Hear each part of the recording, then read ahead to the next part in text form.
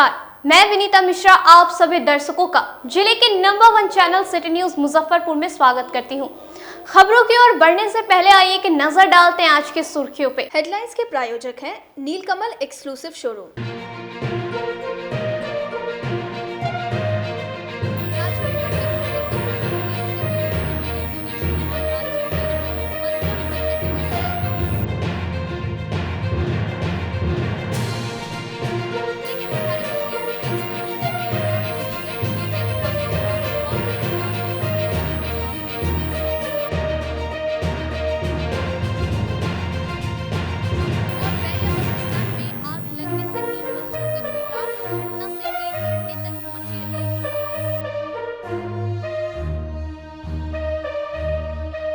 तो ये थी आज की सुर्खियां। अब खबरें विस्तार से। राज्य में बढ़ते कोरोना संक्रमण को देखते हुए मुख्यमंत्री नीतीश कुमार ने राज्य में 15 मई तक लॉकडाउन लगाया। इस फैसले को लेकर लोगों ने अपनी अपनी प्रतिक्रिया दी। राज्य में बढ़ते कोरोना संक्रमण को देखते हुए मुख्यमंत्री नीतीश कुमार ने बड़ा फैसला लेते हुए राज्य में 15 मई तक लॉकडाउन की घोषणा की। साथ ही लॉकडाउन के दौरान नई गाइडलाइंस भी जारी की। मुख्यमंत्री नीतीश कुमार के इस फैसले पर जिले के लोगों ने अपनी अपनी प्रतिक्रिया दी। कुछ ने कहा इसे सही बताया तो कुछ ने कहा कि निचले तबके के लोगों पर इस फैसले का क्या प्रभाव पड़ेगा। राज्य में 15 मई तक लॉकडाउन लगने की खबर मिलते ही मुजफ्फरपुर की सड़कों पर अफरा तफरी का माहौल मच गया। इस वक्त मोती झील बाजार में हूँ। ये मुजफ्फरपुर का हृदय स्थली कहे जाने वाली ये मोती झील बाजार है, जहाँ पे आप तस्वीर में देख सकते हैं कि किस तरीके से लोगों में बेचैनी पकड़ लिया। हालांकि प्रशासन के द्वारा घूम घूम कर सारी दुकानें बंद करवा दी गई है। ये मोती झील की तस्वीर है। दोनों तरफ आप देख सकते हैं, सड़क के दोनों तरफ दुकान बंद हो गई है।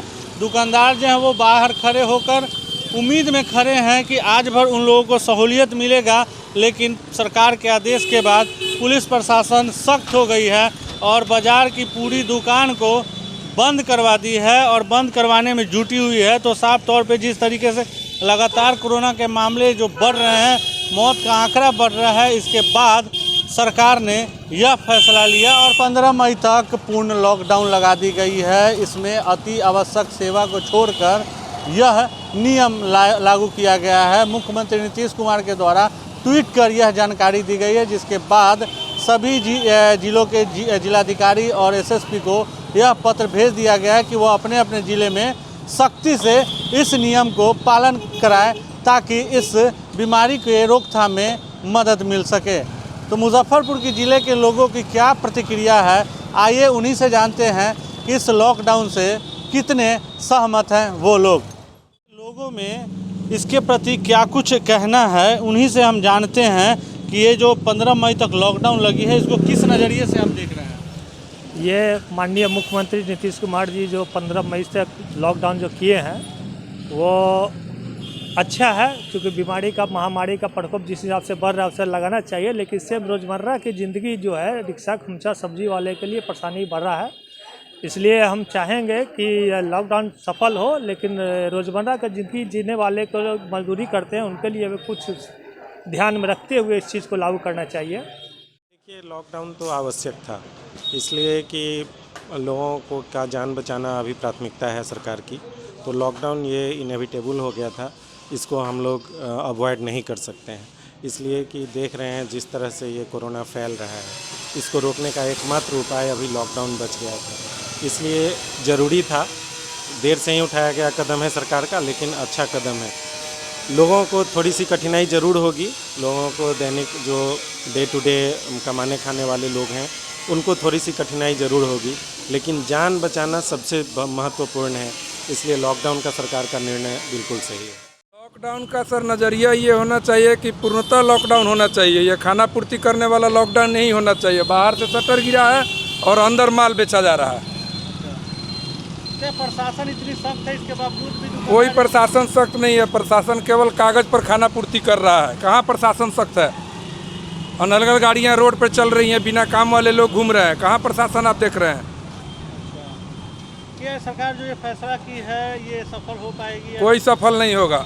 जब तक प्रशासन सख्त नहीं होगा कोई सफल नहीं होगा। शहर के लिए ये बहुत इम्पोर्टेंट था। ये तो लेट हुआ, मगर इसको बहुत पहले हो जाना चाहिए था। इतना जो प्रॉब्लम हुआ वो नहीं होता। सरकार को इस फैसले से कितनी मदद मिलेगी? कोशिश है बहुत अच्छा मिलेगा। इसमें आम तबके के लोग जो है वो कैसे अपना जीवन यापन कर पाएंगे? पहले जिएंगे तभी तो करेंगे कुछ, तो पहले तो बचना ज़रूरी है, क्योंकि ऐसे तो लोग समझ नहीं रहे हैं कि प्रॉब्लम बढ़ रहा आप है। लोगों से क्या अपील रहेगी, क्योंकि आप भी एक आम नागरिक हैं? सेफ रहे, सुरक्षित रहे, यही सबसे पहला अपील है। लॉकडाउन जो लगाया गया है, अगर सरकार को लगता है इससे कोरोना का जो चेन है वो ब्रेक हो जाएगा तो अच्छी बात है, लेकिन सरकार को ये भी सोचना चाहिए कि जो दैनिक मजदूर है, दिहाड़ी मजदूर है, गरीब आदमी है, तो कमाएगा नहीं तो खाएगा कहाँ से। माननीय हाई कोर्ट का पूरा सम्मान करते हुए कहना चाहते हैं हाई कोर्ट से कि पहले इन लोगों के लिए भी व्यवस्था कहे सरकार से करने के लिए, उसके बाद लॉकडाउन लगाए, कोई दिक्कत नहीं है। लेकिन अगर इन लोगों के लिए व्यवस्था नहीं किया जाता है तो ये या तो बीमारी से मरे या भूखमरी से मरे, मरना तो इनको किसी तरह से है ही, सीधा सा बात है, आप भी समझ सकते हैं। तो अब सरकार और हाई कोर्ट दोनों इस पर विचार करें कि लॉकडाउन का क्या प्रारूप हो, लॉकडाउन किस रूप में लगाया जाए। इस रूप में लगना चाहिए लॉकडाउन की गरीब समाज को, दिहाड़ी मजदूर को, कामगार को कष्ट न हो, उनका दैनिक मजदूरी ना रुके, उनका भोजन, उनका खाने पीने पे किसी तरह का उनको दिक्कत नहीं आना चाहिए। लॉकडाउन लगाना अच्छी बात है, लगाए कोई दिक्कत नहीं, लेकिन इन चीज़ों को ध्यान में रखते हुए।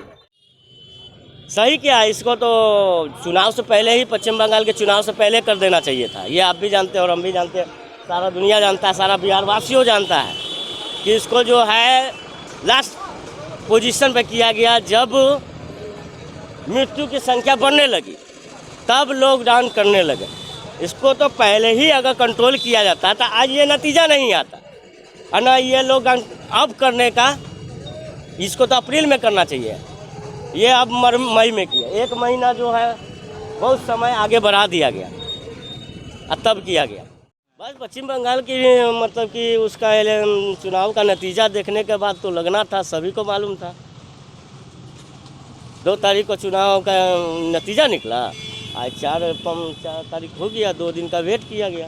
आपके अनुसार सरकार मनमानी काम कर रही है? मनमानी तो थोड़ी नहीं, बहुत कर रही है, ये आप भी जानते हैं और हम भी जानते हैं, और लोग आसपास में हैं उन लोग से भी पूछ सकते हैं। इसमें आम लोग कैसे खाएंगे, कैसे पिएंगे, वो तो सरकार सोचेगी। आम लोग कैसे खाएंगे, क्योंकि आम लोग के बीच में रहते हैं आप। तो आम लोग तो पिछले बार जो अगला बोला कि हम कर्ज में डूब गए, फिर कर्ज में डूब गए तो अब कर्ज भी नहीं देगी। पहले से डूबा है, उसके बाद भी फिर डूबेगा, डूबने के बाद आत्महत्या की संख्या बढ़ेगी, इससे अलावा तो कोई चारा है नहीं, और सरकार भी जान रही है इस बात को। मरने के लिए छोड़ दिया जनता को, गरीबों को, पैसा वाला पैसा बना रहा है। जरिए से क्या देखे, जो है सब ठीक है चल रहा है, ठीक है ठाक लगाए हैं, लेकिन फिर भी सरकार को इस पर ध्यान देना चाहिए। जो गरीब मजदूर आदमी है वो खाएगा कहाँ से, कमाएगा कहाँ से, करेगा क्या, कैसे काम धंधा चलेगा। लॉकडाउन लगाया तो सरकार को सोचे समझ के ना लगाया होगा, अपना मन तो सरकार लगाए नहीं है, मजबूर होकर सरकार लगाए है लॉकडाउन। लेकिन दिक्कत ये है कि इसी में सब मिला जुला के चलना चाहिए, यही तो हमारा कहने का मतलब है। तो आपने सुना कि मुजफ्फरपुर के लोगों ने मिली जुली प्रतिक्रिया दी है। कुछ लोगों ने सरकार का समर्थन किया है, तो कुछ लोगों ने सरकार को कोसते हुए कहा है कि इससे आम लोग बहुत ज़्यादा परेशान होंगे, जो निचले तबके के लोग हैं उनको काफ़ी समस्या होगी। जैसे अगर सरकार लॉकडाउन लगाती है तो वो भूखे मरेंगे, अगर लॉकडाउन नहीं लगाती है तो इस बीमारी से मरेंगे। तो मुजफ्फरपुर के लोगों ने साफ तौर पे मिली जुली प्रतिक्रिया दी है, लेकिन सिटी न्यूज़ आपसे अपील करती है कि इस बीमारी से बचना है तो सरकार का सहयोग करें। हाउस में जिले के प्रभारी मंत्री मुकेश सहनी ने कोरोना को लेकर जिले के अधिकारी और स्वास्थ्य विभाग के पदाधिकारियों के साथ बैठक कर कई जरूरी निर्देश दिए। जिले में बढ़ते कोरोना संक्रमण को देखते हुए जिले के प्रभारी मंत्री मुकेश सहनी के सर्किट हाउस में जिले तमाम आला अधिकारी के साथ समीक्षा बैठक की। साथ ही सभी अस्पतालों में चल रहे कोरोना संक्रमित मरीजों के इलाज की स्थिति को जाना। समीक्षा बैठक के दौरान मंत्री मुकेश सहनी ने कोरोना संक्रमित मरीजों के इलाज कर रहे अस्पतालों में सीसीटीवी कैमरे लगाने का निर्देश दिया। साथ ही सभी डॉक्टरों को समय पर अस्पताल जाने का भी निर्देश दिया।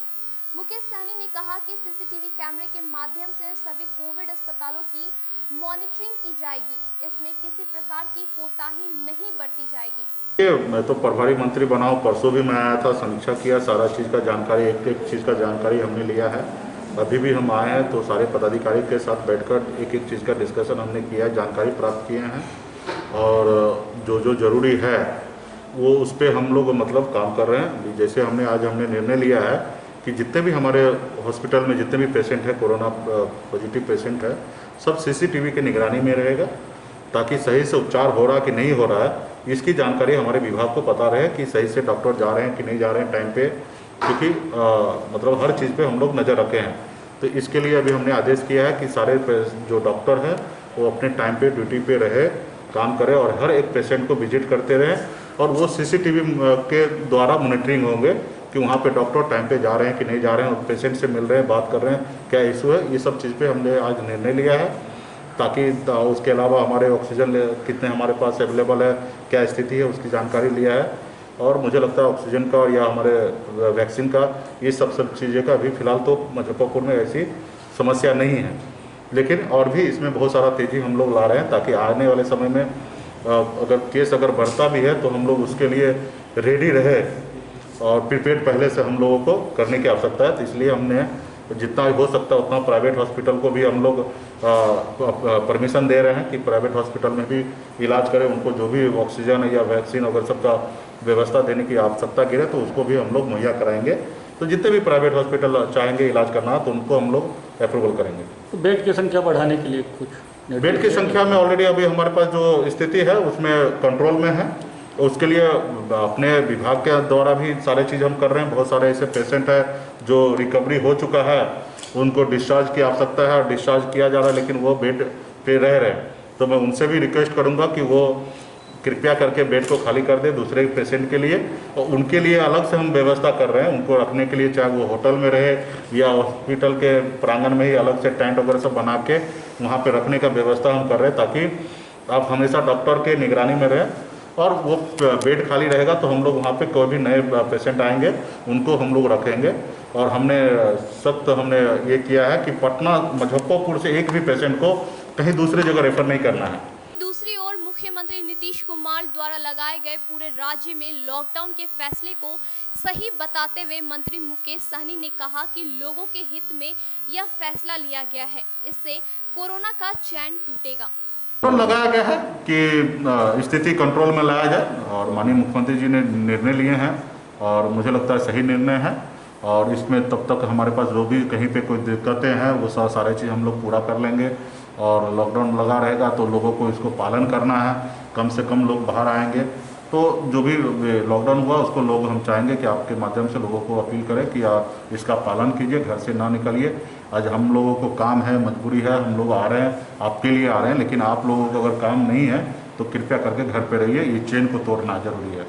राज्य सरकार द्वारा 15 मई तक लॉकडाउन लगाए जाने के बाद शहर में पुलिस प्रशासन द्वारा नए नियमों को लेकर माइकिंग की गई।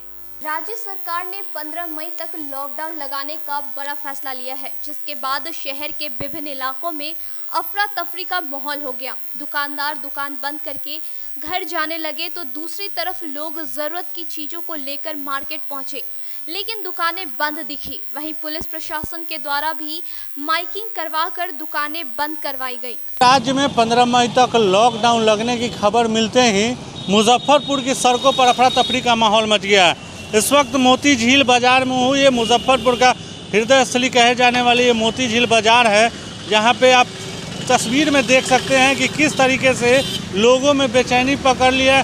हालांकि प्रशासन के द्वारा घूम घूम कर सारी दुकानें बंद करवा दी गई है। ये मोती झील की तस्वीर है। दोनों तरफ आप देख सकते हैं, सड़क के दोनों तरफ दुकान बंद हो गई है। दुकानदार जो हैं वो बाहर खड़े होकर उम्मीद में खड़े हैं कि आज भर उन लोगों को सहूलियत मिलेगा, लेकिन सरकार के आदेश के बाद पुलिस प्रशासन सख्त हो गई है और बाज़ार की पूरी दुकान को बंद करवा दी है और बंद करवाने में जुटी हुई है। तो साफ तौर पे जिस तरीके से लगातार कोरोना के मामले जो बढ़ रहे हैं, मौत का आंकड़ा बढ़ रहा है, इसके बाद सरकार ने यह फैसला लिया और फैसले के बाद सिटी न्यूज़ भी आपसे अपील करती है कि कम से कम 15 मई तक अपने आप को घर में रखें, सुरक्षित रहें, मास्क यूज करें और सैनिटाइजर प्रयोग करें। मैं अपने सहयोगी विकास के साथ Sonu Sharma, city news Muzaffarpur. Corona संक्रमण के बाद जिले में लोग अब AES ने अपने अपना पांव पसारना शुरू कर दिया है। एसकेएमसीएच के पीकू वार्ड में एईएस के एक और बच्चे का हुआ भर्ती। जिले में कोरोना संक्रमण के साथ साथ एईएस के मामले में हर रोज बढ़ोतरी हो रही है। जिला प्रशासन के लिए यह दोहरी चुनौती है।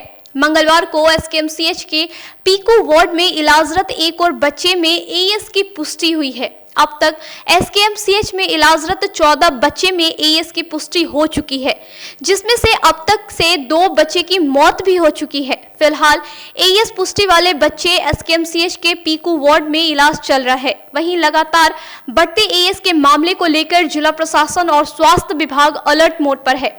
समुचित इलाज के लिए एसकेएमसीएच के पीकू वार्ड में पूरी व्यवस्था की गई है।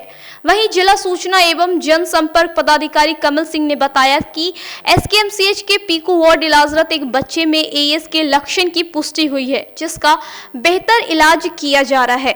बच्चे में एईएस की पुष्टि की सूचना मिली है, तो इस तरह से देखा जाए तो 14 बच्चे एईएस से ग्रसित रहे हैं। मुजफ्फरपुर ज़िला और उसके पेरिफेरी डिस्ट्रिक्ट के भी बच्चे का इलाज एईएस का चल रहा है एसकेएमसीएच में पीकू वार्ड में। अभी 3 बच्चे एडमिट हैं जिनका इलाज चल रहा है। 2 बच्चे की अनफॉर्चुनेटली डेथ हुई है। पूरा स्वास्थ्य विभाग, जिला प्रशासन तत्पर होकर के एईएस रोकथाम के मद्देनज़र प्रभावी कार्य कर रहा है। केसेस अभी बहुत ज़्यादा नहीं आए हैं, लेकिन हम लोग तैयार हैं, तत्पर हैं। यदि ऐसा समस्या आता है तो उसको हम लोग सामना करने के लिए। वहीं शिशु रोग विशेषज्ञ डॉक्टर अरुण शाह ने बताया कि आप अपने घर को साफ सुथरा रखें, साथ ही अपने बच्चे को रात में भूखा ना सोने दें।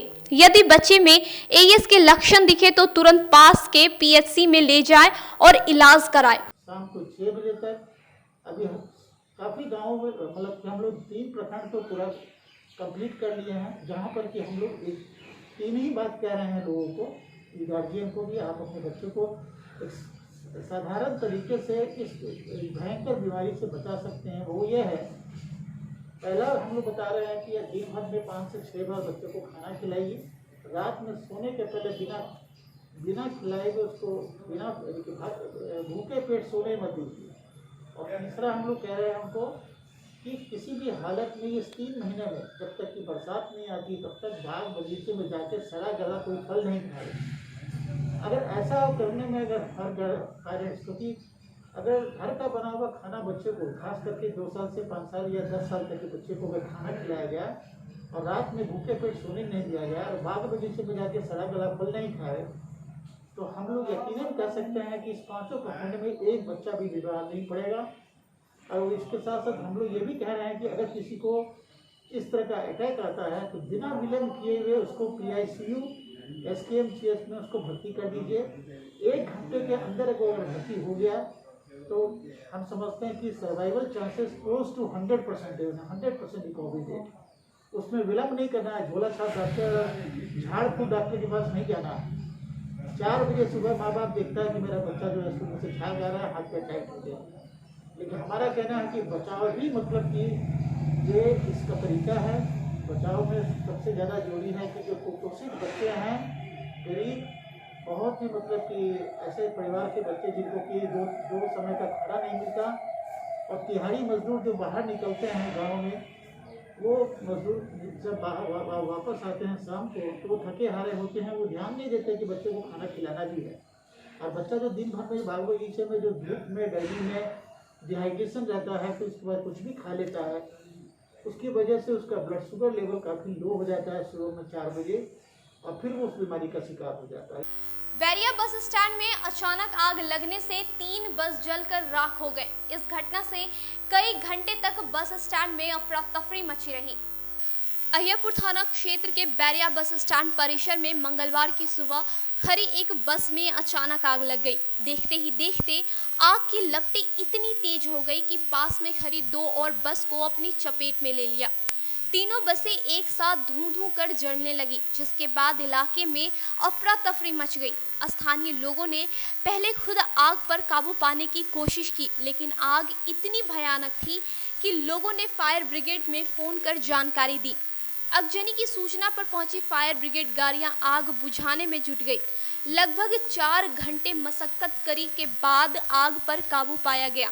फिलहाल आग किस वजह से लगी इस बात का अब तक खुलासा नहीं हो सका है।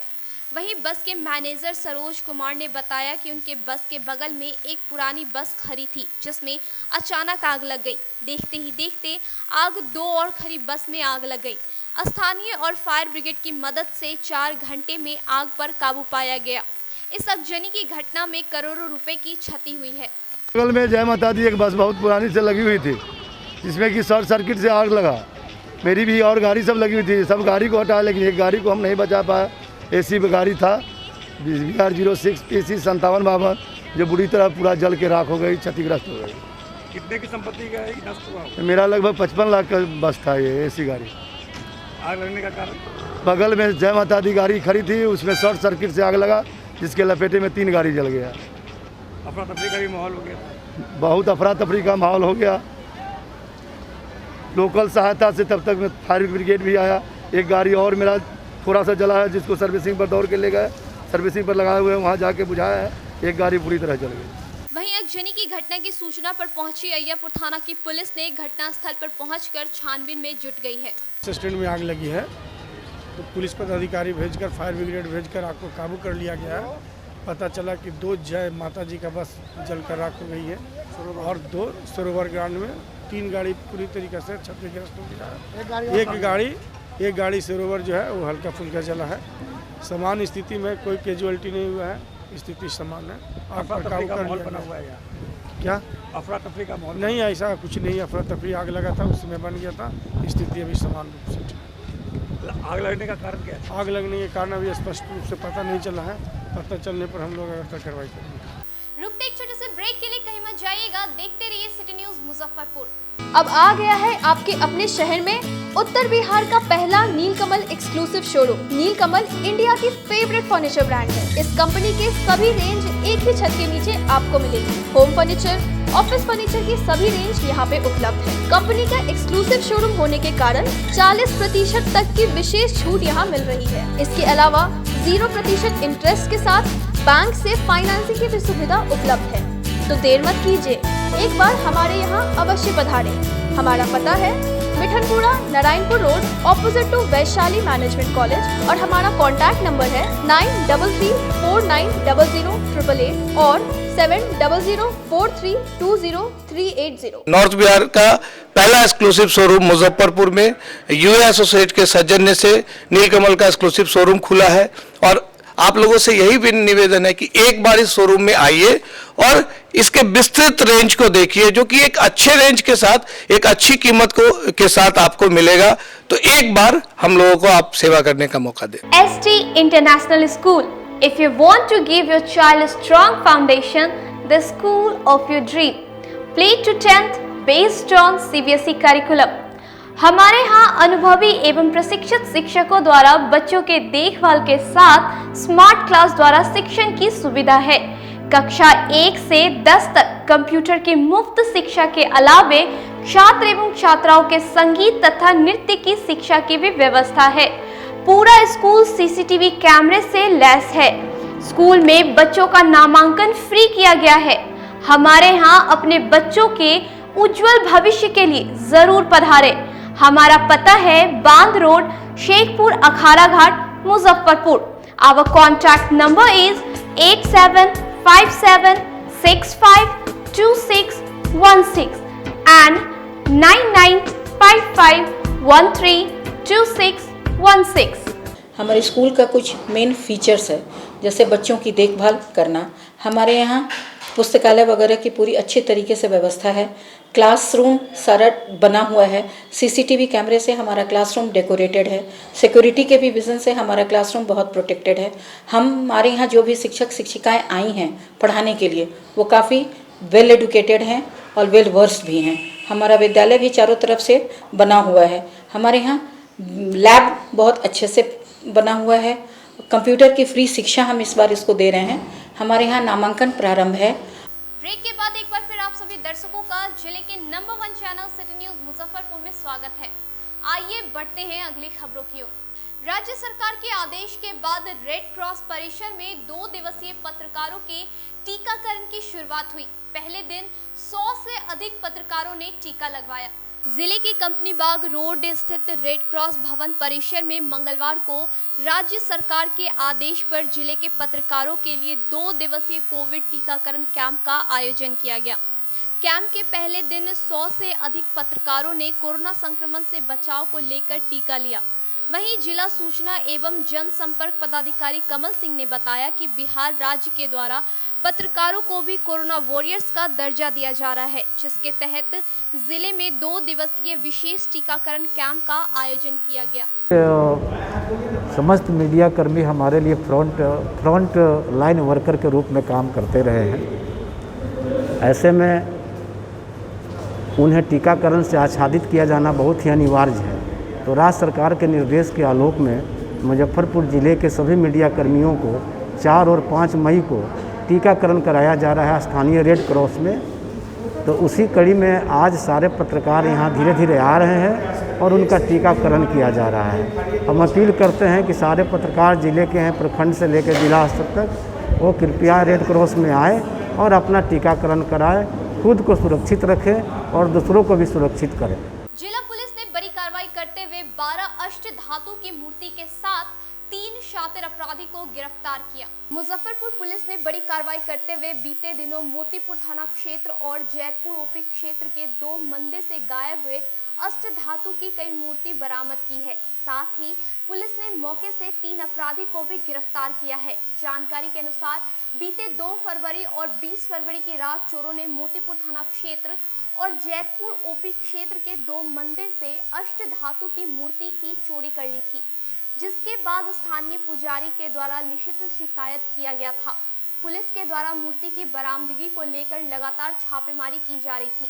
इसी क्रम में पुलिस को यह सफलता हाथ लगी है। मामले में मंगलवार को प्रेस वार्ता के दौरान पश्चिमी डीएसपी सैयद इमरान मसूद ने बताया कि पुलिस ने 2 चोरी की घटना का उद्भेदन किया है। गुप्त सूचना के आधार पर 3 अपराधी को गिरफ्तार किया गया है, जिसके निशानदेही पर 12 मूर्ति बरामद की गई है। उन्होंने बताया कि मंदिर के पुजारी ने पहचान कर इसकी पुष्टि की है। पश्चिमी डीएसपी ने बताया कि गिरफ्तार अपराधियों में करजा थाना क्षेत्र के राहुल कुमार, सदर थाना क्षेत्र के सौरभ कुमार और बरुराज थाना क्षेत्र के उज्जवल कुमार शामिल हैं। थाना क्षेत्र से और जैतपुर थाना क्षेत्र से मंदिरों से मूर्तियां चोरी की घटना हुई थी। उसी क्रम में हम लोग कार्रवाई कर रहे थे और कल 3 व्यक्ति अरेस्ट हुए हैं। उसके अलावा 12 मूर्ति उनके पास से बरामद हुई है। इन मूर्तियों की जो संबंधित मठ है, मंदिर है, उसके पुजारी ने पुष्टि की है, पहचाना है और इसमें इस 2 कांड का उद्भेदन हुआ है। कहाँ गिरोह भी है ये गिरोह होगा? इसका बड़ा गिरोह है, इसी गिरोह के बारे में पता कर रहे हैं। इसी गिरोह के 2 व्यक्ति मोतीपुर थाना से मार्च के महीने में आर्म्स एक्ट में लूट का प्रयास करते हुए जेल जा चुके हैं। अभी फिलहाल जेल में ही वो लोग। बाकी 3 आदमी अरेस्ट हुए हैं और भी ग्रुप के बारे में पता लगा रहे हैं। वैल्यू असेसमेंट वगैरह किया गया है जो बरामद है उसका? वैल्यू असेसमेंट तो अभी पूरा नहीं हो पाया है, लेकिन इनका जो पकड़ाए गए हैं उनका कहना है कि फरवरी से इनके पास मूर्तियां रखी हुई थी, लेकिन बेचने का प्रयास इन्होंने कई बार किया, परंतु उसका वैल्यू सही ढंग से लगा नहीं, तो अभी तक बिक नहीं पाई थी मूर्तियां। हेवी वैल्यू हो सकता है, हेवी वैल्यू उसका चांसेस कम हैं इसके। सारी मूर्तियां बरामद कर ली गई है, कुछ गैप है अभी? उसमें अभी कुछ मूर्तियां हमें नहीं मिल पाई हैं। अभी कुछ नाम सामने आए हैं, उनको अरेस्ट करेंगे तब और आगे का उद्भेदन होगा। इनके पास से और कुछ अन्य बरामद हुआ है? नहीं, फिर मूर्तियां बरामद हुई हैं। तब तीनों कहाँ के रहने वाले हैं गिरफ्तार? ये तीनों जो गिरफ्तार हुए करजा थाना क्षेत्र का है, सदर थाना क्षेत्र का है। राष्ट्रीय डाक कर्मचारी संघ के सदस्यों ने कोरोना संक्रमण को लेकर डाक विभाग को बंद कराने की मांग की। में कोरोना के बढ़ते कहर को लेकर राष्ट्रीय डाक कर्मचारी संघ ने जिले के उप डाकघरों को बंद करने की मांग की है। इस संबंध में मंगलवार को कंपनी बाग स्थित प्रधान डाकघर के परिसर आयोजित की गई। बैठक में संघ के क्षेत्रीय सचिव प्रेरित कुमार ने वरीय डाक अधीक्षक राजदेव प्रसाद को पत्र लिखकर मांग की है। तेजी से डाक कर्मी कोरोना से संक्रमित हो रहे हैं। उप डाकघरों को तत्काल बंद किया जाए। प्रधान डाकघर में जरूरी सेवाओं को जारी रखा जाए। इससे कोरोना से कर्मियों को बचाया जा सकता है। साथ ही रोस्टर के अनुसार कर्मियों से ड्यूटी लेने व काउंटर पर कार्यरत कर्मी को पीपीई किट उपलब्ध कराने की मांग भी की है। कि पूरे देश के साथ मुजफ्फरपुर में भी कोरोना का संक्रमण काफ़ी तेजी से फैल रहा है और इस डाककर्मी भी इससे अछूते नहीं हैं। 20 से 25 डाककर्मी इससे संक्रमित होकर या तो होम क्वारंटाइन में है या अस्पताल में भर्ती हैं। एक डाककर्मी की मृत्यु भी इस प्रमंडल में हो चुकी है, इस कार्यालय में हो चुकी है। इसी कड़ी में हम लोगों ने कल प्रवर डाक अधीक्षक सहित बिहार डाक परिमंडल के मुखिया चीफ पोस्ट मास्टर जनरल को भी पत्र लिखते हुए मुजफ्फरपुर के सभी उप डाकघरों को बंद करते हुए और केवल प्रधान डाकघर में डाक सेवा जारी रखते हुए और जितने भी डाककर्मी हैं हमारे, खासकर काउंटर पर काम करने वाले जो डाककर्मी हैं, पोस्टमैन बंधु हैं, उन लोग के लिए पीपीई किट की मांग किए हैं और कार्यस्थल का प्रतिदिन दिन में 2 से 3 बार सैनिटाइजेशन के साथ सभी लोग को ग्लव, मास्क, सैनिटाइजर और इसके अतिरिक्त जो बचाव का जो भी चीज़ है जिससे कि कम से कम उनके बीच संक्रमण का खतरा कम से कम हो, इसकी हम लोगों ने प्रवर डाक अधीक्षक से मांग की है, सभी यूनियन प्रतिनिधि। और इस संबंध में प्रवर डाक अधीक्षक ने हमें आश्वासन भी दिया है और हमारे मांग पर गंभीरतापूर्वक विचार करते हुए हमें उम्मीद है कि इस संबंध में आज पत्र निर्गत किया जाएगा। आज के लिए बस इतना ही। अब मुझे और मेरी पूरी न्यूज़ टीम को दीजिए इजाज़त। नमस्कार।